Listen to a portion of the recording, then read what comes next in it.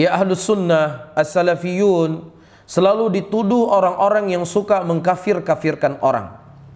Padahal para ulama kita, ya mereka sudah membahas perkara-perkara apa saja yang bisa mengkafirkan seseorang dari keislamannya.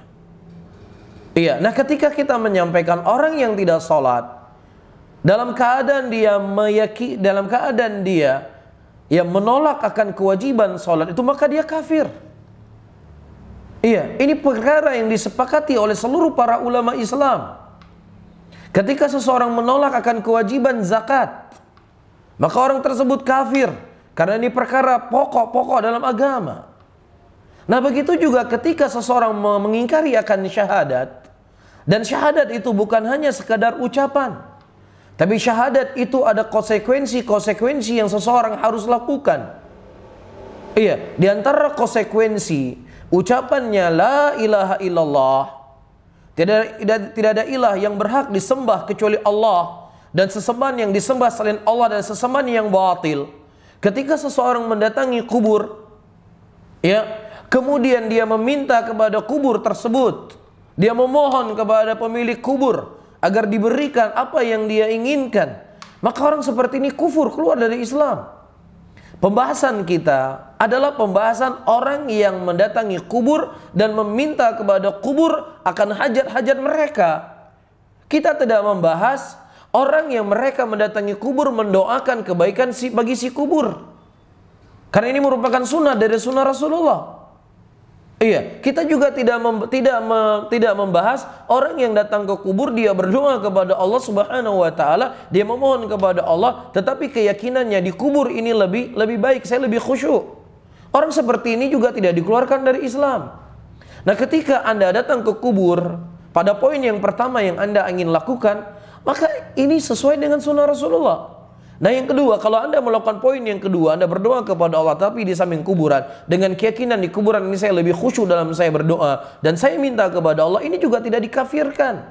Kemudian bagaimana Anda mengeneralkan mereka inilah kelompok yang suka mengkafir-kafirkan orang, ya, dalam keadaan ya mereka mengitlakkan siapa saja datang kubur kafir. Siapa yang ngomong kafir orang datangi kubur? Ya, ini merupakan bentuk kedustaan. Saya alamuna ghadan manil kadzabul asyir, akan datang, akan ketahui siapa sebenarnya pendusta, siapa sebenarnya yang suka mengkafir-kafirkan muslimin. Iya, inilah bagian kebohongan, bagian dari kedustaan. Dan ini bukan sesuatu yang baru, bukan hanya terjadi di tahun 2020. Siapa kita dibandingkan Imam Ahmad rahimahullah? Siapa kita dibandingkan imam-imam Al-Hasan Al-Basri dan yang lainnya? Dan Imam Ahmad rahimahullah juga tidak selamat dari tuduhan beliau itu telah keluar dari Islam.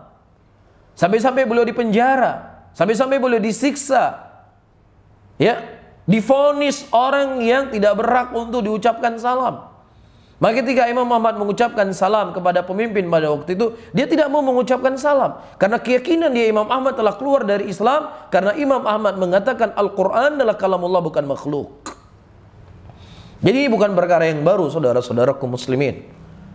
Ya, dan terkadang orang-orang yang menuduh kita suka mengkafir-kafirkan orang, justru mereka mengkafir-kafirkan orang yang berseberangan dengan mereka, yang syariat tidak datang untuk menyebutkan akan kekafirannya.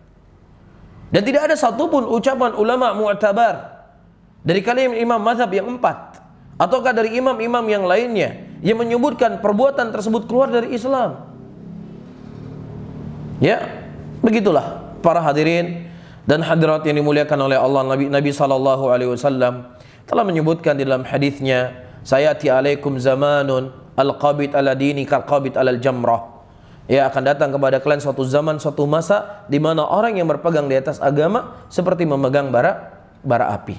Kita berdoa dan memohon kepada Allah Subhanahu wa taala agar Allah mengokohkan kita, mengokohkan hati-hati kita dan saudara-saudara kita muslimin di atas sunnah Rasulullah sallallahu alaihi wasallam di tengah gencarnya orang-orang yang ingin menanamkan ya kerancuan akan mulianya manhaj salaf ini. Maka tentunya seseorang yang berpaku tangan, seseorang cuman sekedar cinta kepada manhaj salaf, dalam keadaan dia tidak belajar, dalam keadaan dia tidak menuntut ilmu, dalam keadaan dia tidak mempelajari akidah, maka ini merupakan ya kecemburuan kita kepada manhaj salaf, kecemburuan yang palsu saja.